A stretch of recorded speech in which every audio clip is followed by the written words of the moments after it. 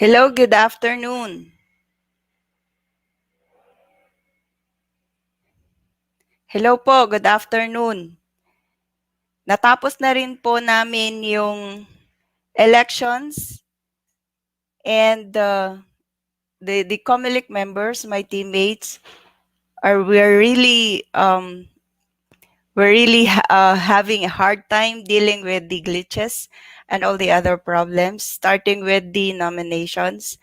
There were items in the nominations that we failed to consider during the mock elections, and we failed also to control the number of nominees that were um, presented, because there were other veterinarians who were not serious with their nominations.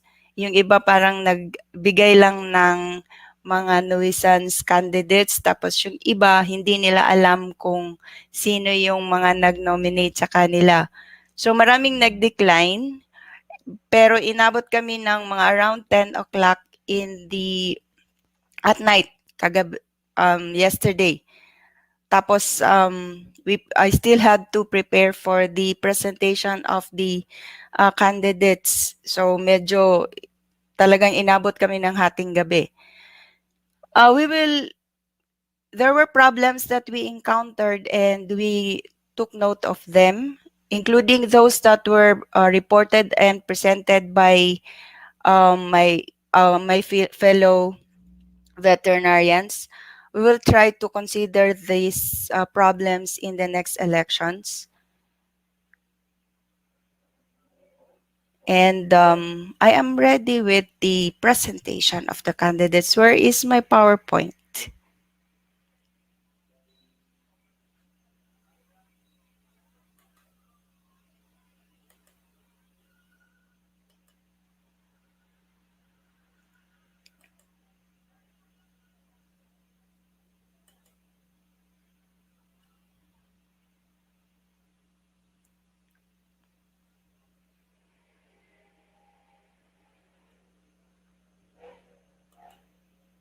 I'm waiting for my PowerPoint.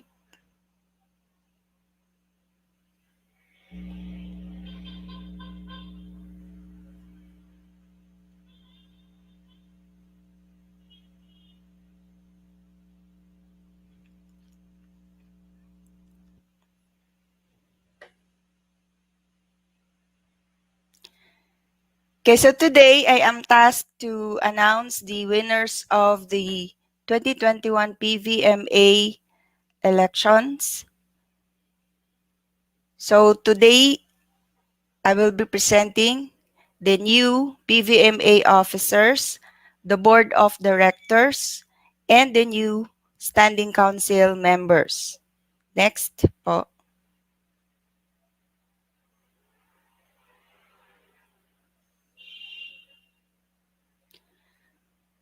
Now, the COMELEC is composed of myself, Dr. Mary Grace Bustamante, who is a member of the Council on Legislation.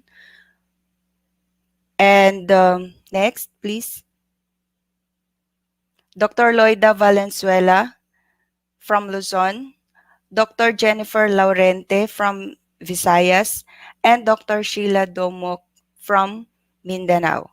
These are my teammates online for the COMELEC committee. Next po. Now, the PVMA has crafted the guidelines for the COMELEC to work on in these elections, and this was prepared by the PVMA national officers and board of directors, also by Dr. Grace Bustamante and Dr. Edna Sinaida Villacorte. And this was vetted by Attorney Ernesto Tabuhara III and Attorney Raymond Ventura. Next po.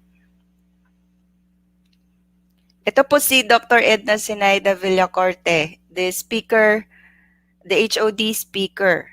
Okay, and also our legal counsels, Attorney Ernesto Tabuhara III and Attorney Raymond Ventura.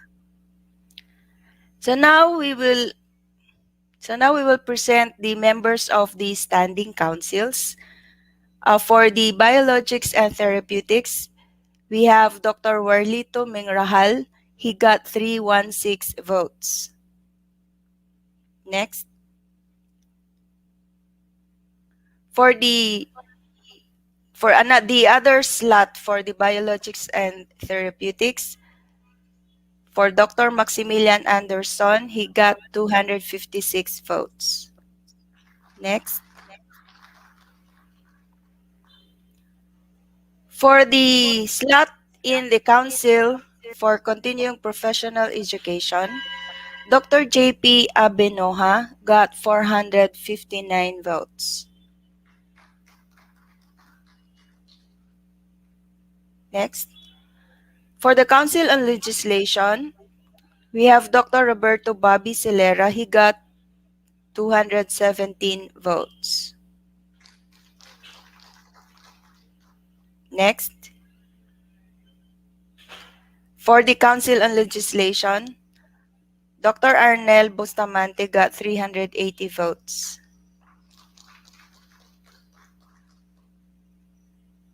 Next. For the Council on Technical Standard, Dr. Lisa May Rapisura got 459 votes.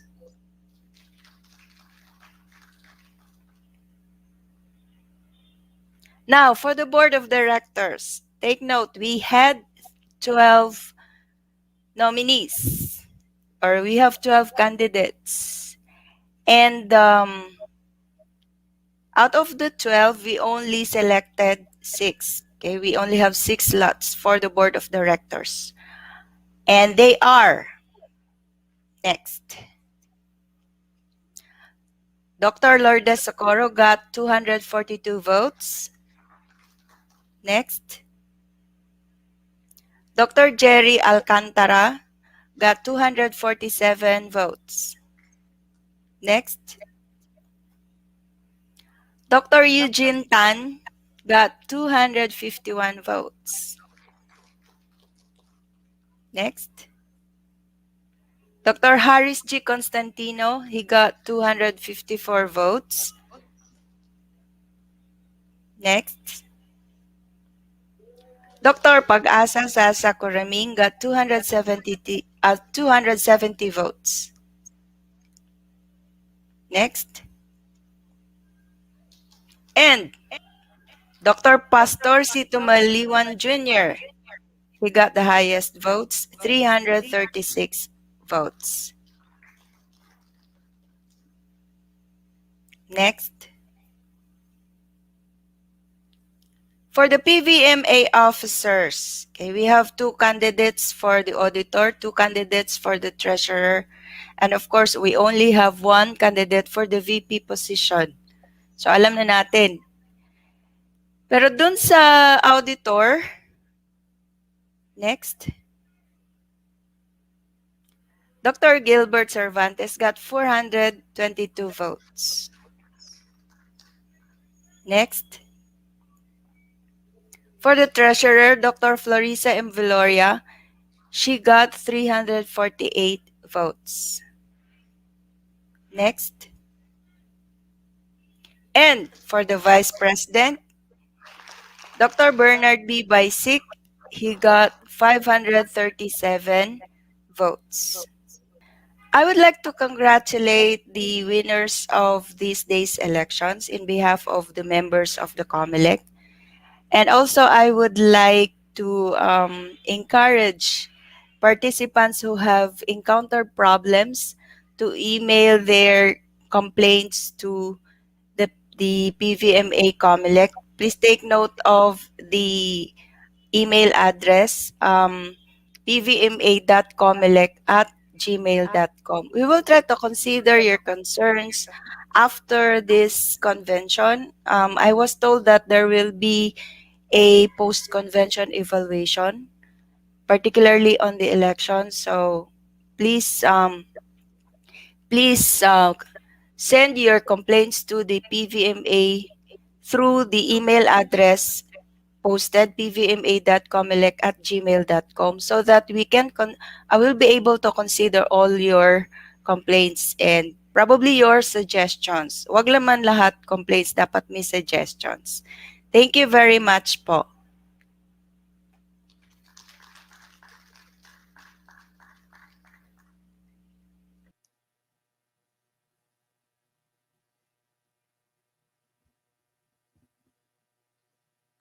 Thank you very much, Comelec, and its chair, Dr. Ruby Distajo, for doing a great job for in behalf of the association. I am here to execute the charging of our new set of officers. Um, Before you take your oath of office, I am here to reinforce to you your duties and responsibilities as outlined in our PVMA Constitution and bylaws. Alam kong wala dito yung iba, and hopefully in your respective virtual connection, you would still join us in taking your charge. So let's start with the charging of our new council members. As declared by COMELEC, our new council members are Dr. Wailito Mengrahal and Dr. Maximilian Anderson for Council on Biologics and Therapeutics. We have Dr. JP A. Abinoha for the Continuing Professional Education Council, Dr. Roberto A. Celera and Dr. Arnel A. Bustamante for the Council on Legislation, and Dr. Liza May Rapisura for the Council on Technical Standards. So as you are on your respective virtual connection now, I'd like you to remind council members that each of you was elected to render the required services to your respective councils for the good of the association. Being members of the standing councils, you are expected to help the chairman in coming up with workable recommendations on matters that were delegated to you by the national officers and board of directors. Be steadfast in sharing your expertise whenever needed. Congratulations. Can we call on our immediate past president on stage, Dr.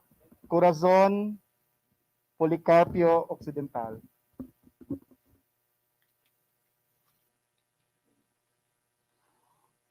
Unang-una, Doktora, maraming salamat for a great job for in behalf of the association.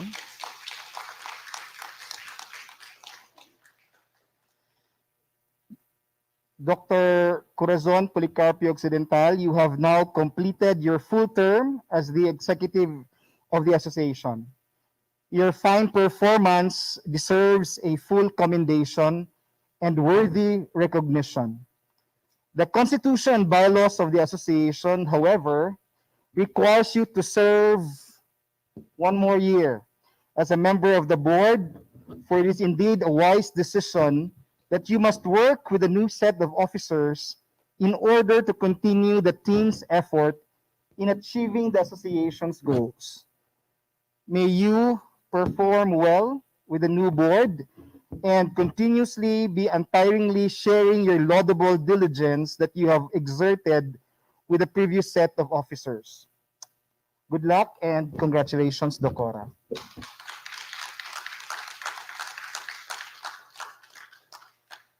I'd like to call on the new board of directors to stand beside the immediate past president. So we call in Dr. Meron bang nandito? Dr. Haris Constantino is here with us. And I think siya lang. But in your, no, but she's the secretary. Doc Sasa, secretary ka. So mamaya ka na lang. I just would like to call in the director virtually, Dr. Lourdes S. Socorro, Dr. Jerry Alcantara, Dr. Eugene Tan, and Dr. Pastor C. Aluan Sr. to join us, Dr. Harris, on stage for your charging. newly elected board of directors of Paris, and everyone on your senior. Each of you was elected to help in carrying out the businesses of the association. As board of directors, the important collective decisions come from you. Be vigilant, therefore, and present to the officers any significant activities which you want the association to undertake. Be active in committee works, for it is through committees that difficult tasks can be made easier and attainable. Our congratulations.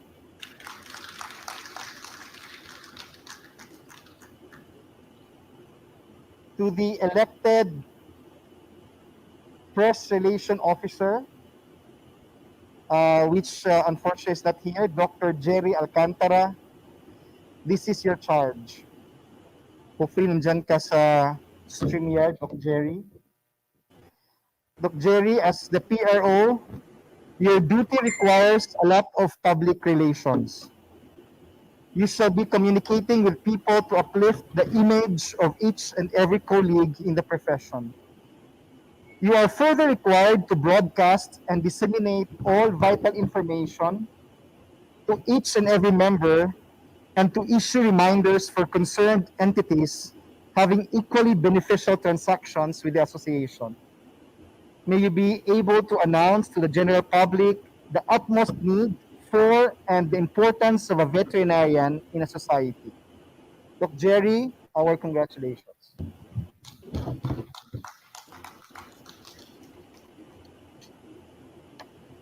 Our auditor is Dr. Gilbert Cervantes, who could, is he here? Wala. So Doc Gilbert, on your virtual connection, this is your charge. Your function may be very simple when viewed by others, but you are accountable for any erroneous disbursement of funds by the association or its committees, and any misuse of facilities or resources.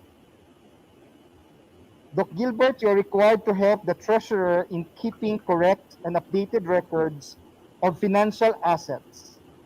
You're further required to assist in all fundraising or fund disbursing activities of the committees or by the association. A round of applause for Dr. Gilbert Cervantes.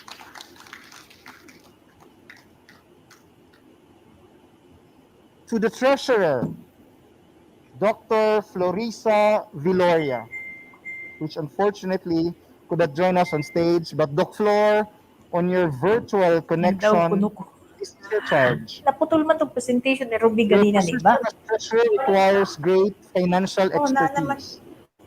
To you shall Yan be na, pag laptop entrusted na the financial makitaan mo, positions and nag-charging man eh. assets of the association. Ay, na Do your best pag-dol to ka ay. safeguard these resources. If not, make them grow. Dukdil pa Colleagues, gito. our treasurer, Dr. Florisa Villoria. Oo, ay, nanalo ako dukdil. Ino pa niya, yes, trabaho ka pa. To the newly appointed and elected board of director and appointed secretary, Dr. Pag-asa Sasa Kuraming, to stand beside Naman the unjud. treasurer. Nawala rin naman ngayon, so we can form that triangle.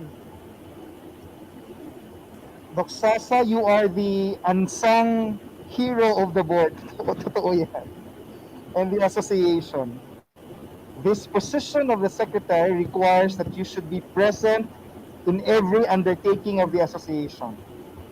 In fact, you should be where the president should be, and in cases where he could not be there, you should represent him and the association. Aside from this, you are to properly keep record of all the activities, undertakings, and proceedings of the board and the association.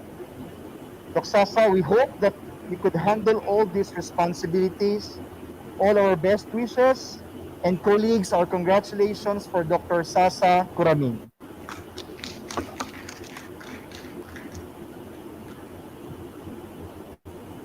Let us call in Ano our count? newly elected Vice President, In the sound, Dr. please. Bernard B. The Baisi, signature.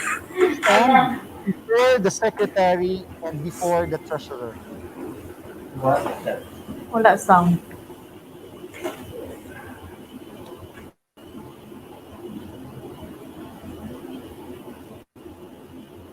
Dr. Bernard, our congratulations. The Constitution and bylaws of the association provides that the Vice President shall be the Chief Executive for the next year. You have therefore at least a year to learn Mag-convenient and din ba? develop your expertise to lead. You are herewith advised to take active part in committee works and to assist the President in his undertakings. Please assume that communications and arrangements addressed to the President are likewise addressed to you. Congratulations, dear colleagues, our Vice President, Dr. Bernard Baisik.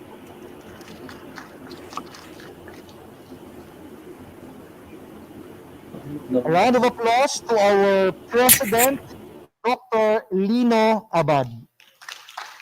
Dr. Lino, you're to stand in front of the Vice President. Dr. Lino, your position brings a lot of honor, glory, and pride. It also begets a lot of responsibilities for the association that is synonymous with you. While you are the chief executive, open your eyes and ears to the suggestion of your board of directors and other officers. The board of directors are always there to lend a helping hand and will give you the better reasons. Consult the standing councils. You should never assume the role of others. Learn to delegate a required responsibility and entrust it well.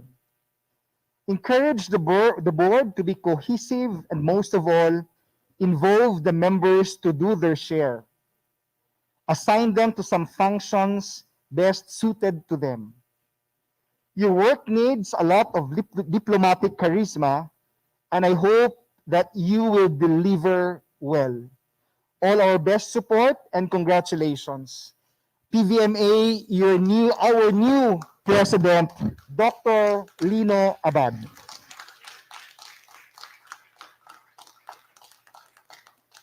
PVMA colleagues, ladies and gentlemen, today we have charged these fine ladies and gentlemen to their functions to the association. Before I call the inducting officer, may I wish them well and the best of luck, and that may their performance exceed our fondest expectations. May I now present to you the fine men and women of the Philippine Veterinary Medical Association. And to induct to them, I'd like us to give a round of applause to Dr. Eduardo Torres.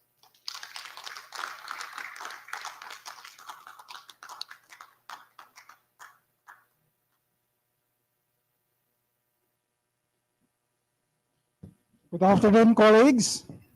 I'm very pleased and privileged to administer the oath of office to our newly elected officers.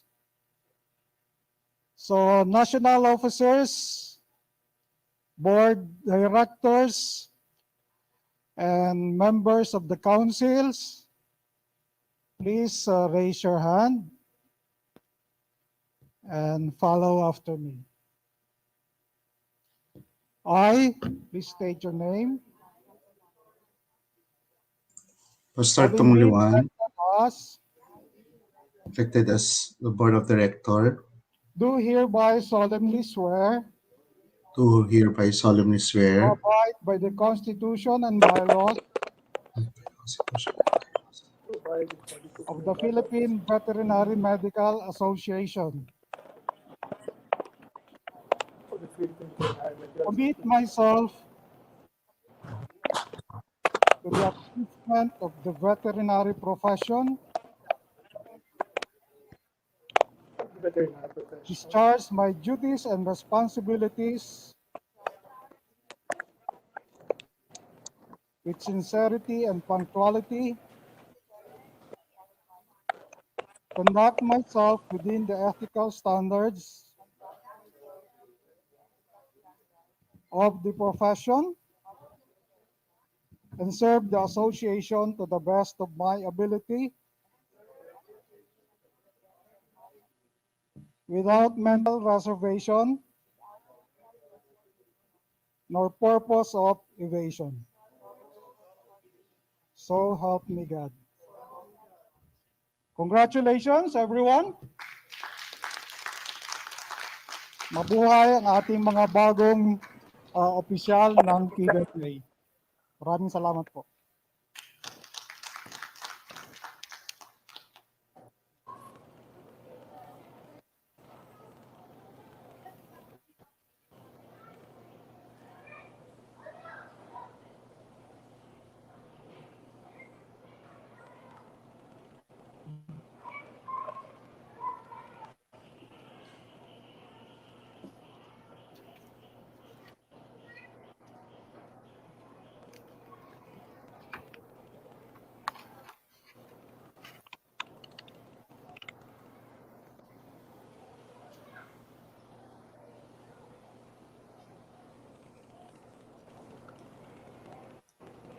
To our guests of honors in this convention, to the moderators and speakers who willingly share their knowledge and expertise, to my fellow national board and directors, to all the participants of the 88th PVMA convention, ladies and gentlemen, good evening.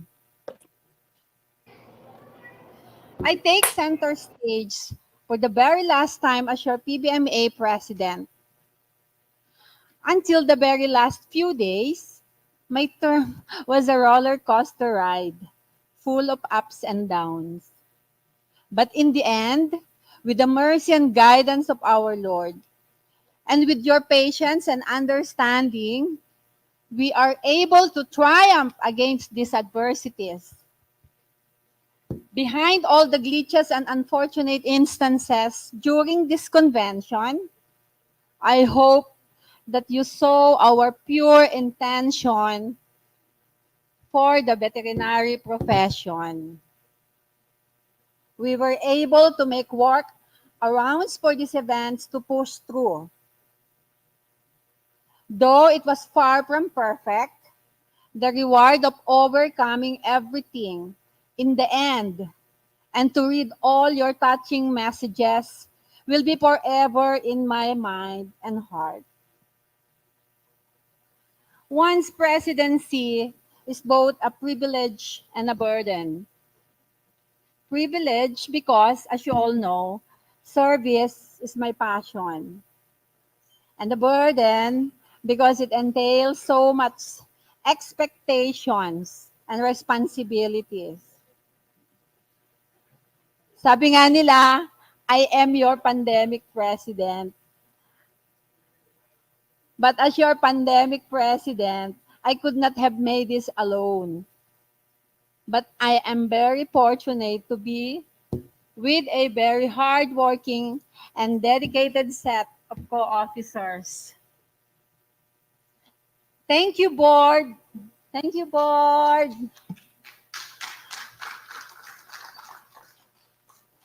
For filling up the important roles that we have to play. Kay Doc Pastor, Doc Dave, ang ating IPP, advisor, si Doc Lourdes, si Doc Arnel, bagamat hindi nagkita-kita, pero nagkaroon pa rin ng connection at regular na communication.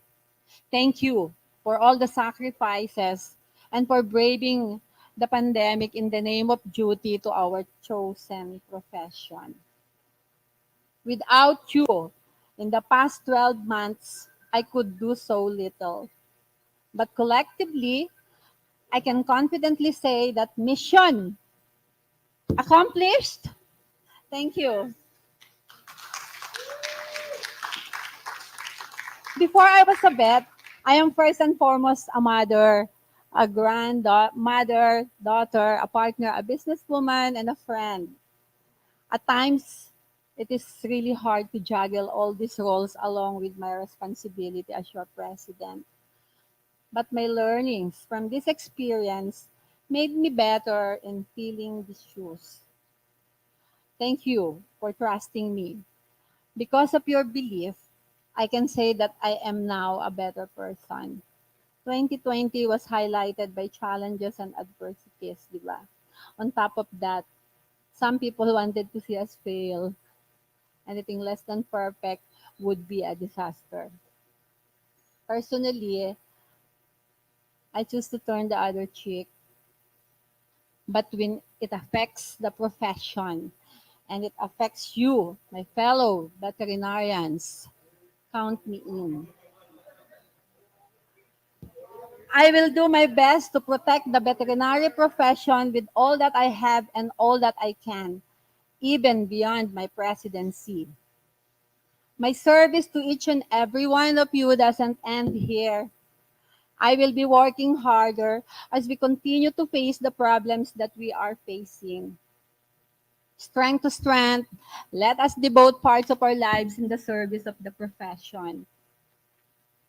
The PVMA is a growing association of self-governing chapters, affiliates, collegial bodies, councils, specialty colleges, yeah, and the PVMA is proud to be the bridge between them. If we go forward together with an unwavering faith and high courage, we shall be able to make our association an even grander thing. There is nothing great or meek about leadership. It's just a position. The same as support team member. In this journey, we are all equal.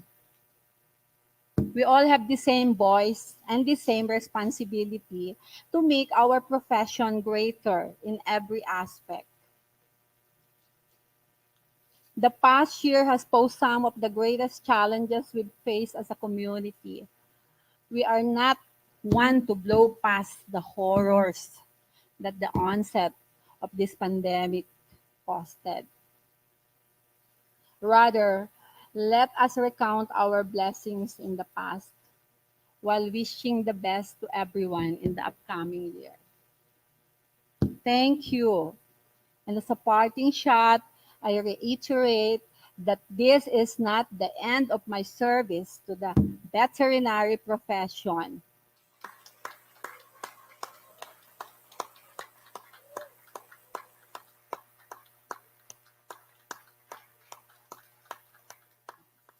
Thank you, Doctora.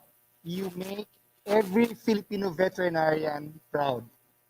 And welcome to the fold of the brotherhood and sisterhood of the presidents and past presidents of PVMA. Colleagues, ladies and gentlemen, let us all stand, and those virtually, let us all give a round of applause as we welcome the 88th President of the Philippine Veterinary Medical Association, Dr. Lino Abad.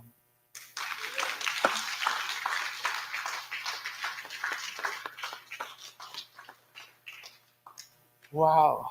Thank you very much, Dr. Eugene P. Mende. To Doc Cora and the rest of the 2020-2021 National Officers and Board of Directors, thank you very much. My fellow veterinarians, good day. Indeed, it has been a very challenging task for all of us to conduct this first ever PBMA digital convention. During the event preparation stage, which took us months and endless hours of brainstorming, we have come to the idea that this digital convention will surely give us birth pains. And true enough, we have experienced unexpected technical challenges on our very first day. But we did our best and made our stand, as reported by Dr. Cora, to push through with this convention. Moving forward now, what are the challenges that we may encounter in this new normal? We have considered the following points to start with the new set of officers. Rabies-Free Philippines 2030. We have to continue collaboration with the DA BAI and local government units, together with volunteers from various veterinary groups, in conducting spay and neutering activities all over the country. SNN activities have been overwhelming, that we have received a lot of invitations, a lot of requests to conduct such activity in their own locality. Food security program. We have to continue collaboration with the national government through DABI in the control and further spread of African swine fever, ASF, and highly pathogenic avian influenza. Full support to the recently launched Bantay ASF sa Barangay, or Babay ASF, in coordination with the Philippine College of Swine Practitioners. Help increase awareness at the grassroots level with the use of information and education materials, and farmer and stakeholders forum. Another thing would be values formation. We have to coordinate fully with the PADMES in the conduct of veterinary campus tour. We've done that 2 years ago, but due to the pandemic, we were stopped right then a dead track in our course. Through the use of digital platform, this will enable the PVMA to maximize the outreach activities facing a limitation on restriction brought about by the pandemic. Share and further educate future veterinarians in what to expect when they graduate and face the real world of veterinary medicine. We have to continue the scholarship grants of deserving veterinary students in the country. With regards to continuing education program, right now in this annual convention, we do need to conduct regular, practical, and informative webinar series on various veterinary health and management topics, giving emphasis on emerging and re-emerging veterinary diseases, engaging specialty colleges in various fields for them to share their expertise and technical knowledge. Another thing would be to look into scholarship and study grants for deserving veterinarians, like what we've been doing with JABMA. How about social media?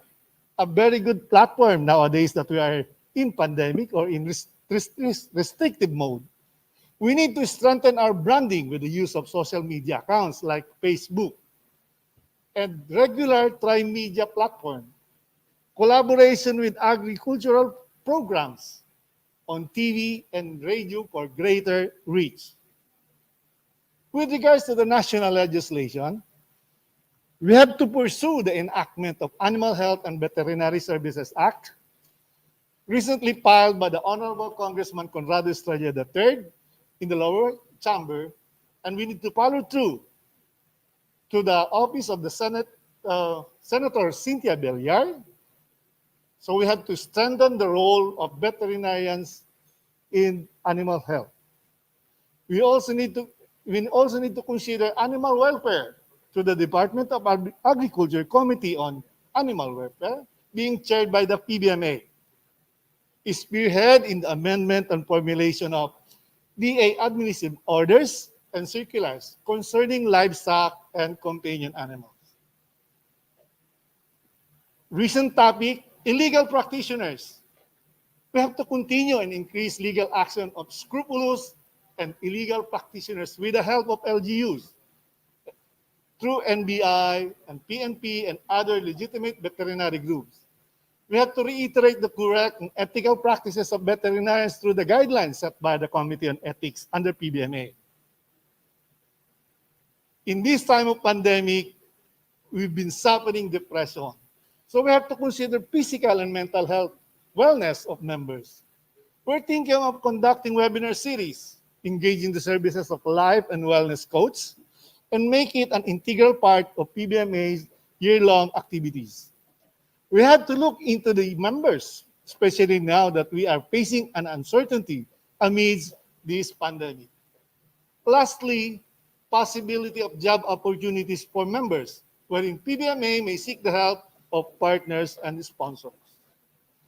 To the new set of PVMA's national officers and board of directors, headed by Vice President and President-elect Dr. Bernard P. Basic, this year will surely be a very challenging and daunting task for the PBMA National Officer and Board of Directors.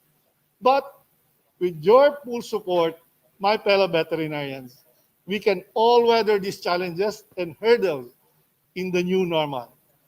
Sa ngalan po ng new set of PBMA National Set of Officers, Board of Directors, ako po si Dr. Paulino C. Abad.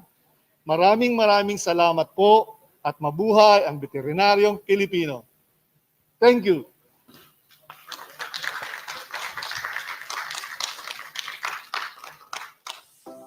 Thank you, Dr. Abad. May you lead us to a fruitful and productive year. Before we go back to serve in our respective fields of practice, let us take time to celebrate our success in this event as we move the conference to a close. That concludes our program for today and the conference as a whole. Thank you for being part of the 88th PVMA Annual Convention and Scientific Conference. Let us be excellent in our practice, and we will see you next year.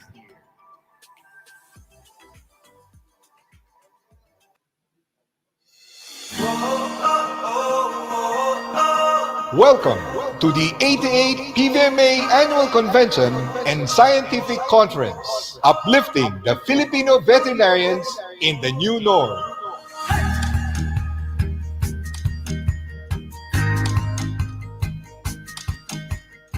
To all my colleagues, we encourage you to join us. Although in this time of pandemic, we do follow interagency task force health protocols and guidelines to assure each and every participant in this convention hub will be safe and healthy going back to our own respective homes.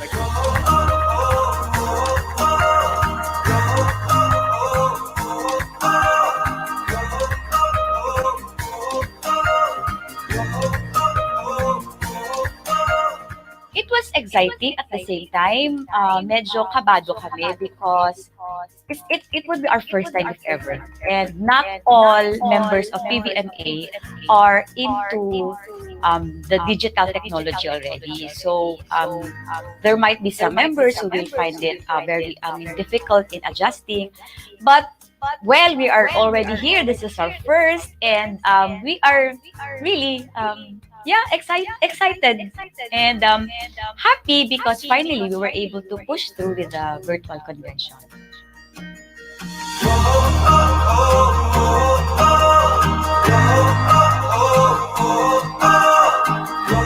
We are making all our efforts in adapting to our new reality, that our gathering of our esteemed colleagues for the 2021 first ever digital PVMA Convention and Scientific Conference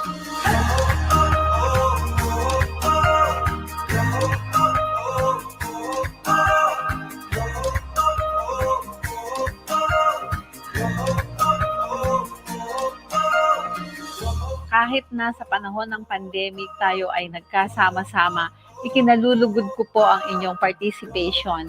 Maraming salamat pong muli on behalf of my fellow officers and board of directors at the PVMA.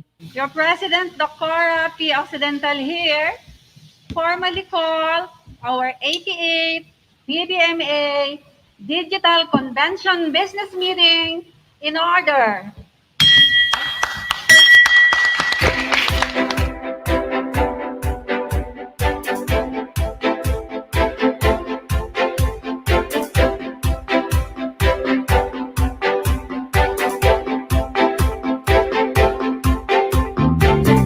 Very heartwarming that our colleagues from abroad readily said yes to be one of our speakers.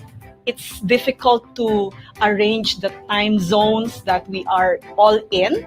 Okay, good day everyone. I'm Dr. Gilbert Cervantes. I'm in poultry practice and I would like to congratulate each and every one of the officers led by our very able President, Dr. Corazon Occidental, and of course, the Vice President and President-elect, Dr. Lynn Abad, and all the officers of the organization for holding this digital conference, digital convention conference.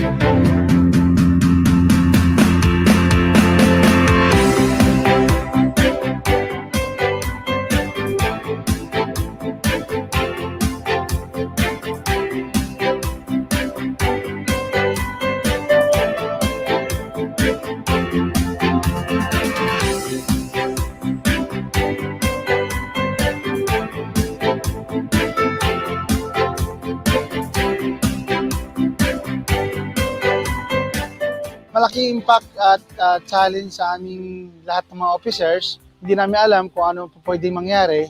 Kaya ibibigay namin yung best namin para ma-reach out namin kayong lahat para maintindihan nyo yung anong meron sa convention natin to. One of the challenges na nakuha, in-expect natin for this digital convention is how do you keep the audience stick or listen to the speaker. So one, the topic should be interesting. Number two, makakadagdag sa kanyang professional development. So what we did, kumuha tayo ng as many as we can ng mga foreign speakers. So yun mga yun. Plus, we also talked about One Health. Okay, how it will help para ma-prevent yung mga pandemics na na-experience natin. Hindi lang sa tao, kundi sa mga hayop na rin natin. Napakaganda ng experience na ito. Lahat ng na-encounter nating experience, alam ko makakatulong ito sa ating profession at sa ating community at sa lahat ng ating pinagsisilbihan.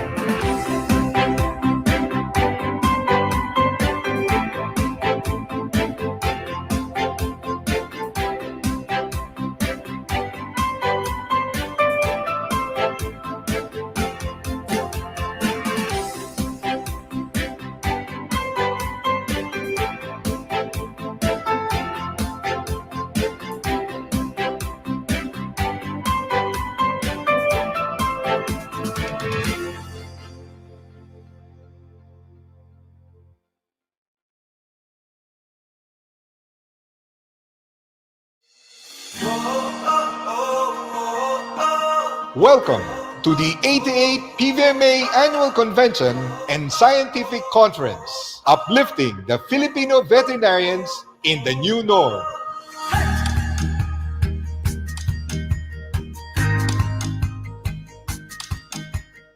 To all my colleagues, we encourage you to join us. Although in this time of pandemic, we do follow interagency task force health protocols and guidelines to assure each and every participant in this convention hub will be safe and healthy going back to our own respective homes.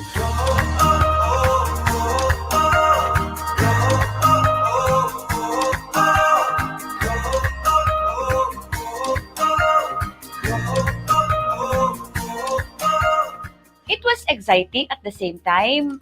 Medyo kabado kami because it would be our first time if ever. And not all members of PVMA are into the digital technology already. So there might be some members who will find it very difficult in adjusting.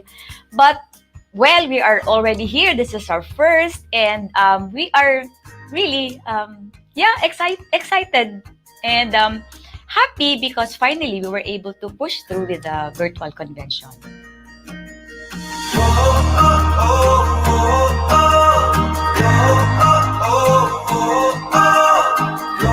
We are making all our efforts in adapting to our new reality, that our gathering of our esteemed colleagues for the 2021 first ever digital PVMA Convention and Scientific Conference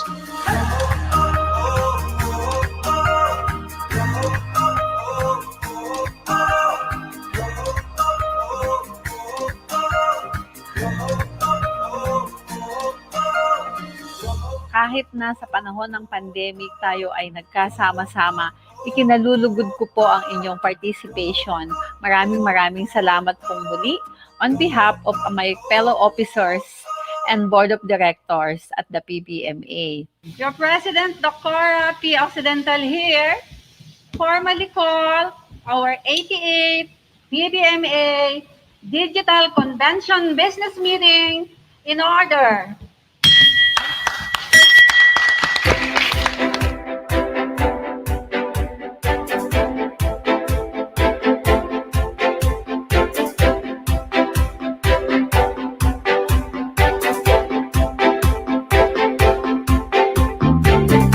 Very heartwarming that our colleagues from abroad readily said yes to be one of our speakers.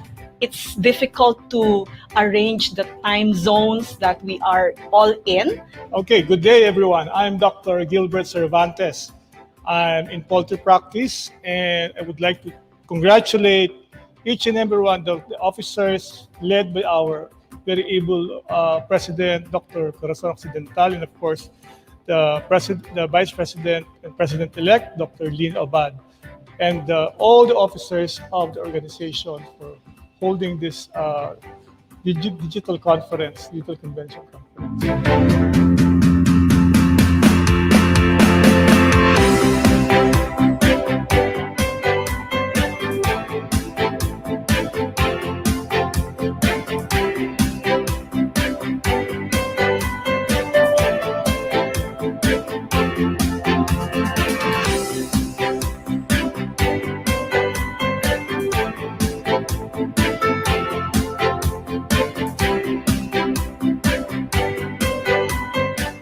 Malaking impact at challenge sa aming lahat ng mga officers. Hindi namin alam kung ano pwedeng mangyari. Kaya ibibigay namin yung best namin para ma-reach out namin kayong lahat para maintindihan nyo yung anong meron sa convention natin to. One of the challenges na nakuha, in-expect natin for this digital convention is how do you keep the audience stick or listen to the speaker. So one, the topic should be interesting. Number two, makakadagdag sa kanyang professional development. So what we did, kumuha tayo ng as many as we can ng mga foreign speakers. So yun mga yun. Plus, we also talked about One Health. Okay, how it will help para ma-prevent yung mga pandemics na na-experience natin. Hindi lang sa tao, kundi sa mga hayop na rin natin. Napakaganda ng experience na ito. Lahat ng na-encounter nating experience, alam ko makakatulong ito sa ating profession at sa ating community at sa lahat ng ating pinagsisilbihan.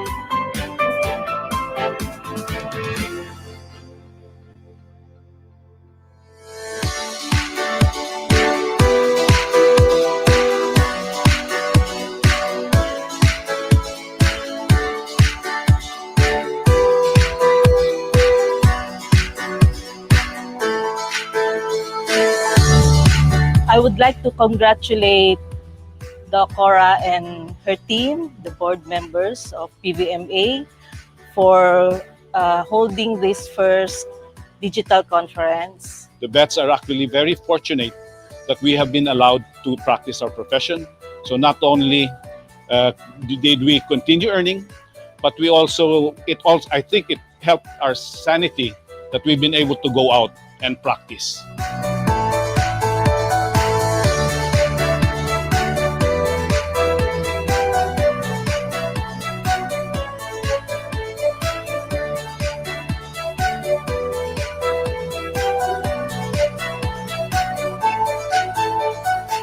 So, ngayon po ay nagtatapos na ang ating 88th Annual PVMA Convention and Scientific Conference.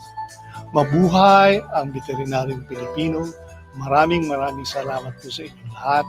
At ini-encourage ko po kayo na mag-join sa 89th PVMA Annual Conference and Scientific Convention. At ang inyong buong suporta at buong taos-pusong pakikipagtulungan at suporta sa bagong National Officers and Board of Directors of the Philippine Veterinary Medical Association. Maraming salamat po.